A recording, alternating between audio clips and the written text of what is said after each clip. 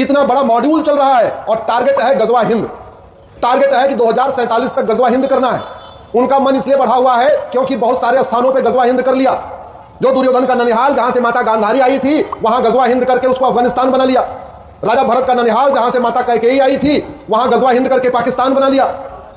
हमारा जहां 5 शक्तिपीठ है वो बंगाल का 2 टुकड़ा हुआ, east Bengal, west Bengal. West Bengal हमारे पास है और ईस्ट बंगाल बांग्लादेश बन गया, वहां पे भी गजवा हिंद हो गया। पिछले 200 साल में भारत के 7 टुकड़े हुए, 7 स्थानों पे गजवा हिंद कर लिया।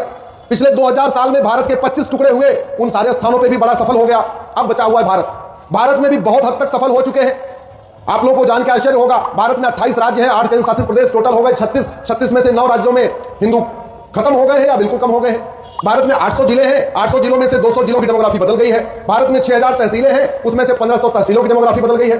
भारत के बॉर्डर पे 300 तहसीलें हैं, 300 की 300 तहसीलों की डेमोग्राफी बदल गई है। और डेमोग्राफी बदलने का तरीका है लव जिहाद, ड्रग जिहाद, धर्मांतरण, घुसपैठ, जनसंख्या विस्फोट।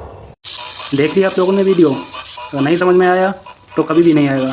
इसलिए कह रहा हूँ वक्त है आज एक हो जाओ, नहीं तो टाइम नहीं लगेगा बांग्लादेश और पाकिस्तान जैसे होने में।